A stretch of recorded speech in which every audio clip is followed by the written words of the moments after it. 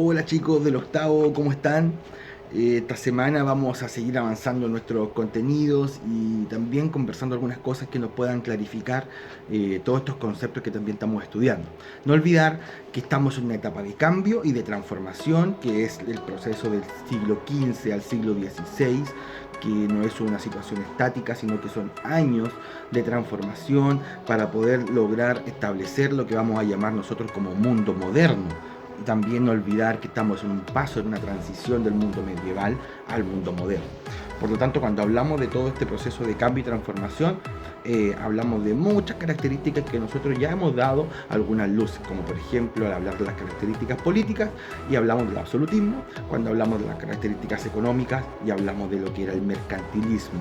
Y también hablamos de lo que fue el mundo de las ideas, cómo todo esto fue cambiando, aparece el humanismo, el renacimiento, entre otras características.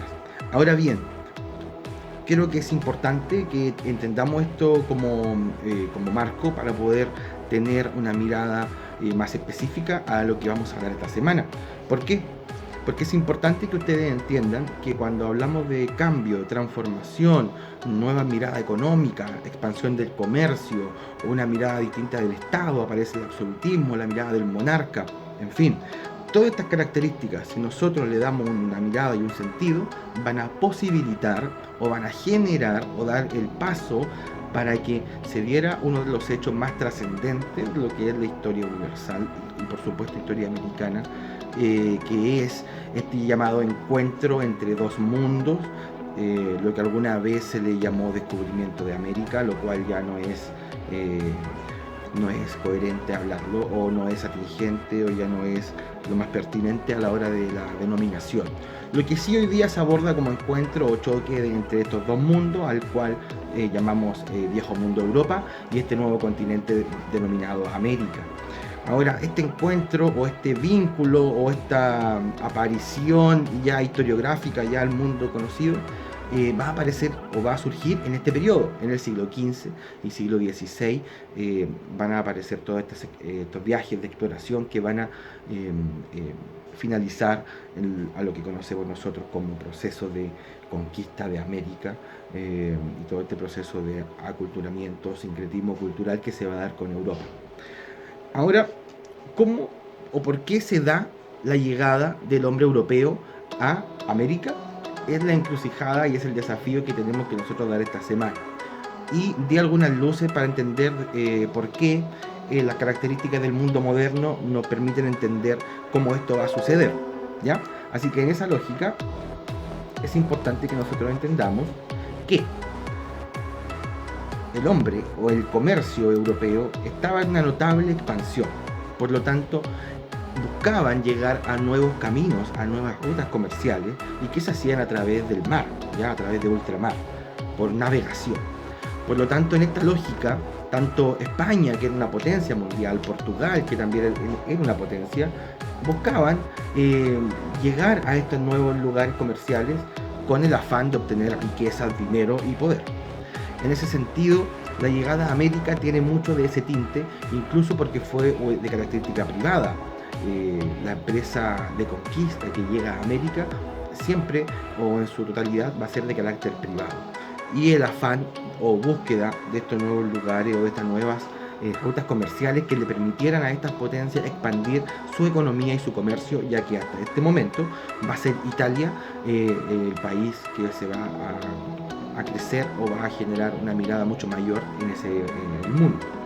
Entonces, como punto de partida o como para analizar esta semana, primero cuáles son los factores o qué elementos causaron o generaron que el hombre llegara a América en este contexto, en este momento histórico. Ese es el desafío para esta semana. Las luces para eso o las ideas para clarificarlo son que ustedes tengan claro cómo el absolutismo, cómo el modelo económico de este momento va a aportar para que esto se pueda dar. Y es así como yo los invito a que ustedes hagan esta mirada para entender de que la conquista de América y todo este proceso al cual alguna vez le llamamos descubrimiento tiene también características económicas y un fundamento mucho más allá que este simple hecho heroico del querer descubrir, como muchas veces lo podemos ver en la televisión o las imágenes que a veces aparecen dentro de los medios de comunicación. Esto va mucho más allá y el análisis es a ese. Así que, primero, factores que hicieron posible la llegada de los españoles a América, y aquí vamos a tener que analizarlo y encontrar las características que nos van a dar paso a ello. Ese es el desafío para esta semana. La idea es que vayamos progresando paso a paso. Ante cualquier duda y consulta, obviamente utilizar el mail, los canales de comunicaciones que ya tenemos.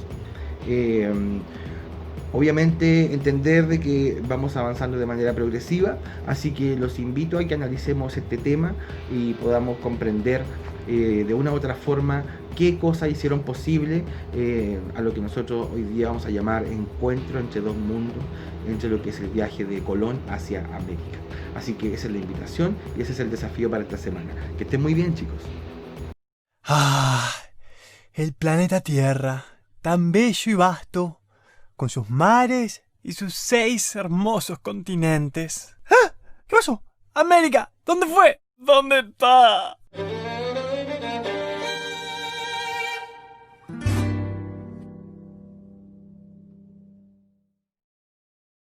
Aunque parezca descabellado, algún tiempo atrás, el mundo entero no tenía idea alguna de la existencia de América, ni tampoco los nativos americanos sabían que había inmensos reinos del otro lado del mar.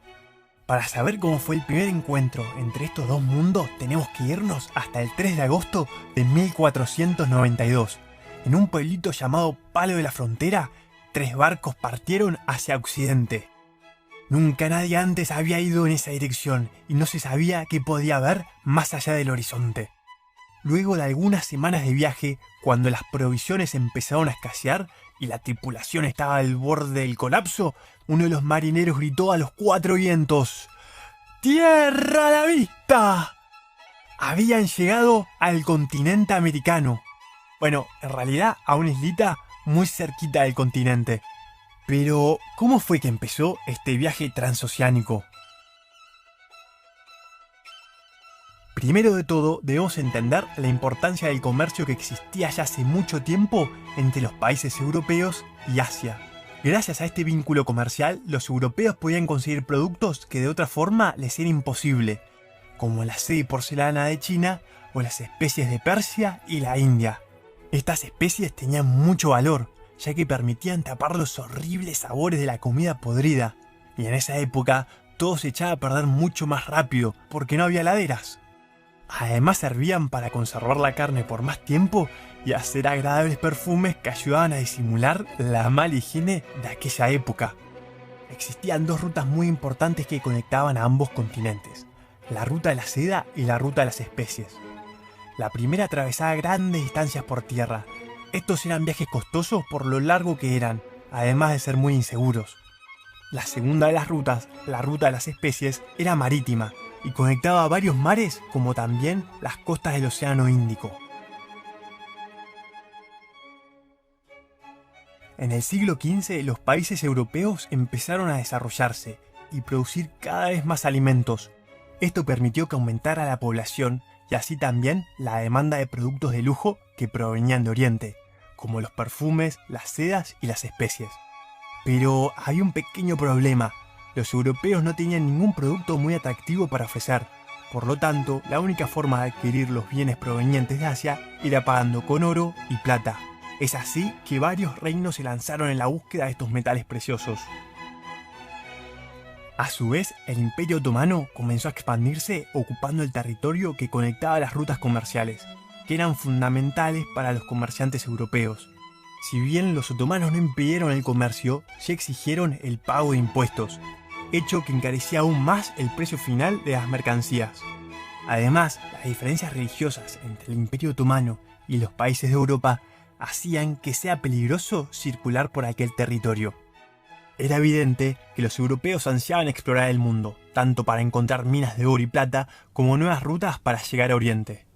Sin mencionar que para el siglo XV existía la tecnología necesaria para poder navegar a través de mares y océanos, gracias a la brújula, al astrolabio y a embarcaciones más pequeñas y ágiles llamadas carabelas.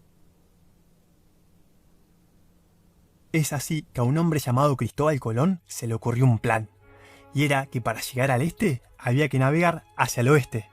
Primero le llevó su plan a la corona portuguesa en búsqueda de financiación, es decir, alguien que pague los gastos. Pero Portugal tenía otro objetivo, y era llegar a Asia por el sur de África. Así que su propuesta fue rechazada.